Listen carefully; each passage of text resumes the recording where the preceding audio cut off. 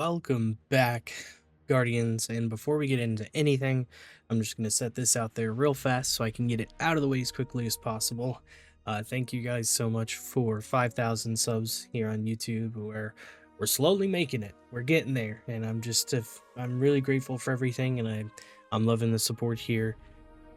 Just gonna keep on going, keep on grinding. But to the point of the video, most of you probably clicked on this because of the title that I set for it, and I'm going to give you some very good reasons, but I'm going to hit you guys just up front with this here. I've taken my time. I took time off work. I got here. I spent well over 24 hours in-game completing the Edge of Fate campaign, getting Raid Race ready, which we're going to be there today.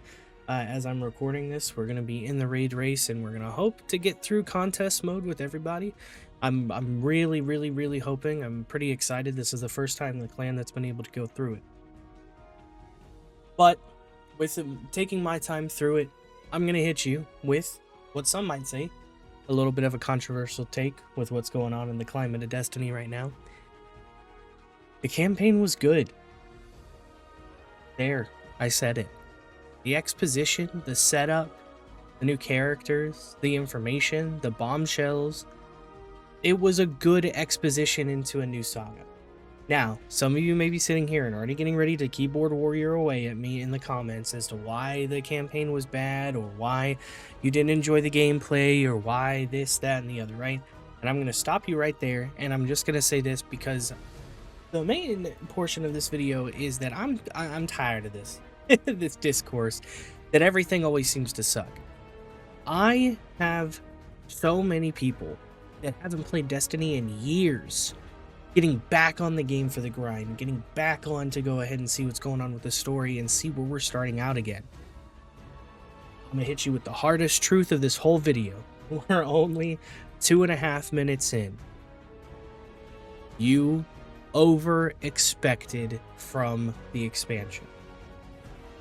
Now, this is not me saying Bungie.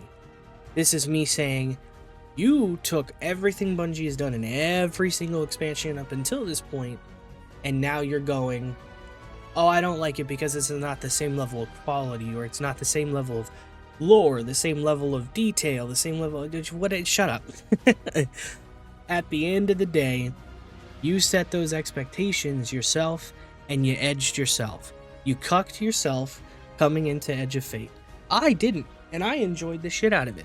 I came into this knowing for a fact this is a new starting point for Bungie. We're starting over. We're taking our time. We gotta take time to flesh out the subtle bits. We gotta take time to set these seeds of doubt throughout things. We gotta take time for things. They're not just gonna hit us with so much exposition and then move on and just be like, all right, we're just going to keep dropping these just absolute insane bangers where, you know, it's the level of The Witness every single time. We're not at that point anymore. And even Destiny, Bungie themselves told you guys this when you opened up the game, and the title track is the D1 theme. They're subtly hinting to you, this is new Destiny. This is a new starting point. We've got to start over. And so I think that's really what's separating all these people online who are saying that the story is shit and all these other pieces there that's really getting on my nerve. This was a great way to set up the exposition. We have so many more things now to consider, to look at, with Ikora's involvement in the story. Drifter literally being an uncle now, and that's not as big of a spoiler as you think. We now have Orin within the story, who's, you know, that's just a huge new character that we get to have with everything. Lodi was fantastic. I really enjoyed the voice acting direction. I enjoyed the kind of difference in character. I mean, obviously there's a lot of details around Lodi that I'm going to try and keep out of this for spoilers' sake, but this way, you know, you guys can kind of understand that, you know, things were actually good. Now, the only caveat I'll give you is that all of us do agree that story was like 9 to a 10 out of 10. Some people say 9, most people say 10 that I've talked to. We all collectively agree, though, that the gameplay was around a 6 or a 7, primarily because they kind of relied on the Matter Spark a little too much. That's our opinion. The encounters weren't necessarily bad, and especially towards, later on, it felt like you were really hitting dungeon encounters through the missions. It was definitely good. I feel like it slowed down the pacing of it and made it to where, we genuinely took 12 hours to complete the legendary campaign, just because of those types of encounters, sometimes absolutely just wrecking us. But that's the only caveat I'll give you. The gameplay. Everything else, I'm so excited to read all of these lore cards I'm about to get through and try and piece together more of this story, figure out what exactly was going on, what were we losing, what were we missing, what wasn't spoken about in this story. And I've still got to go through and complete all of the side quests after the raid race today. Well, I'm just kind of overwhelmed with the amount of stuff. And the thing is, too, is I honestly enjoyed a lot of it because Bungie throughout this campaign showed that I ended up being pretty close or pretty damn right on quite a few things whenever it came to my expectation of the 9. The lore catch-up video I did not too long ago. Hell, I was so excited whenever they actually gave me my confirmation that Gambit was important. We were doing Gambit for a reason.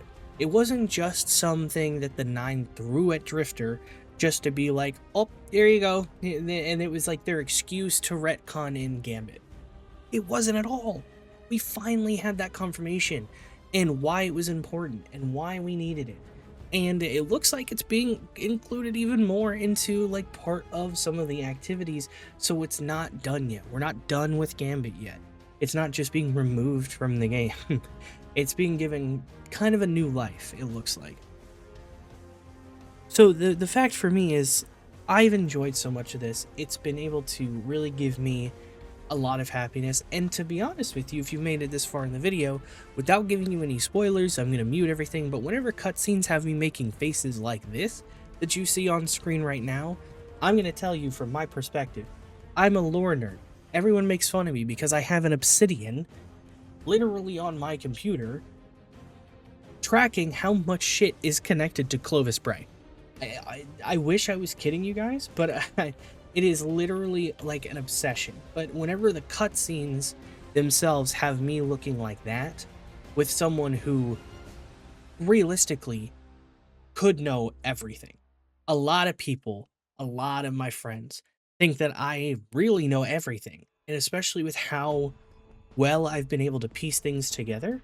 Like, the fact that I'm surprised and the fact that things are shocking me and making me excited to read more should give you a sign that they did pretty damn well. But again, I'm putting this video out because as I've been playing through, as I've been prepping for today's raid race and everything like that, I am so tired of a large portion of this community putting such high expectations on things when they should know better. Why would we place such high expectations on a new exposition into a new story and new Destiny? It's just a ridiculous thing to set such high expectations for yourself only to be disappointed. I came into this with being like, okay, we're starting over, new story. I've got to completely pretty much disregard everything in the lore before. Not everything, but like all these major points in the lore with the witness and everything, put them to the side. Fresh brain, sponge brain to soak up all of the details and be ready for it. And also tell myself, don't expect too much.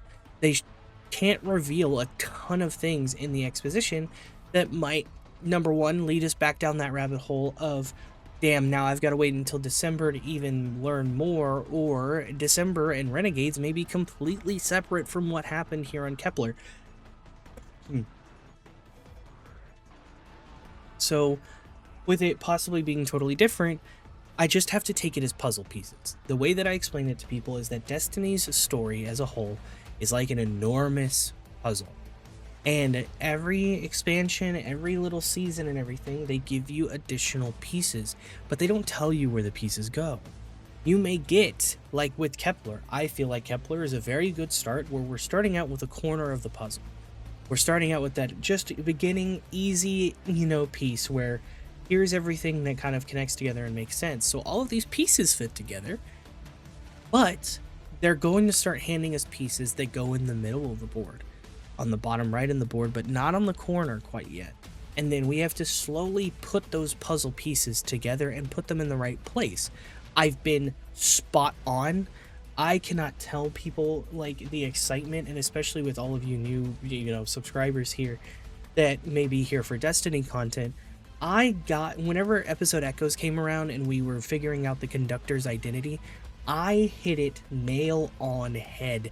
Like it was so satisfying to be able to go through Remember Grimoire cards from Destiny 1 and then connect them to these hints and these mentions of the Golden Age and who could that be, and eventually going, it has to be Maya.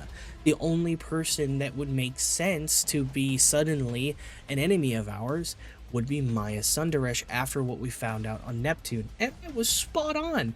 I even made a video about it, being so excited that we nailed it. But that's Destiny's story. It wasn't just, like, eventually we did reach a point that yes, they did have to reveal it was Maya.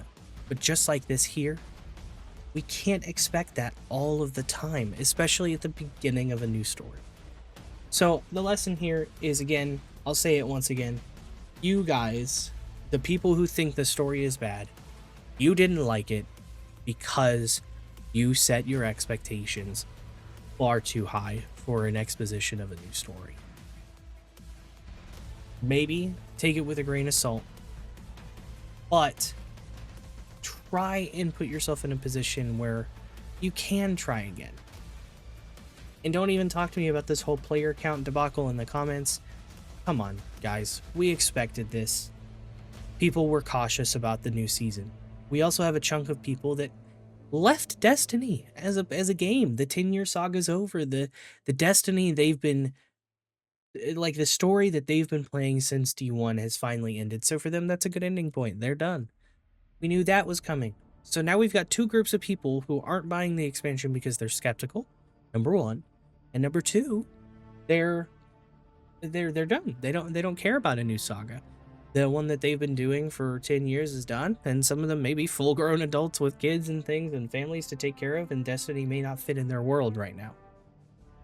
But then there's the rest of us who, like myself, did come in and play, did come and try it. So we've got people still in the back end that could still buy Edge of Fate and still come in and play.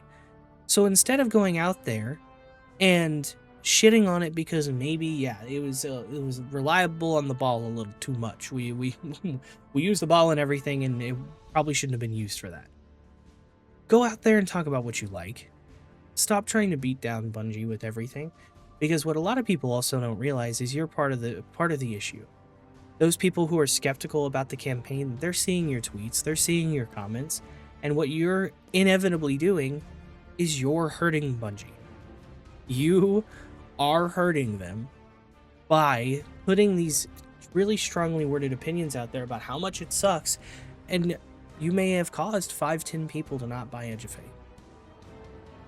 So keep that in mind. You edged yourself, you cucked yourself. Don't over expect when we're starting over and starting anew. And from here on out, let's have some fun, man. We've got a lot to grind. The light grind is actually not as tedious as I thought before. I have been unable to get a Prime Engram for Guardian rank, but I will figure it out eventually. Other than that, I hope you guys enjoyed the video and my little quick rant to call out, some of you that may see this video. And just try and go into new stuff with an open mind. It'll make your experience a lot better. And take it from me, I've got a lot more to read. I've got a lot more to learn. So I'll see you guys out there. If you're checking out the raid race for us out there today, I appreciate it. And hope, appreciate the support over there. We're going to be streaming over on Twitch for it. And let's just hope we can do it. Maybe not world's first, but at least complete contest mode. And that way we'll be good to go. But have a great day, everyone. And I will see you guys in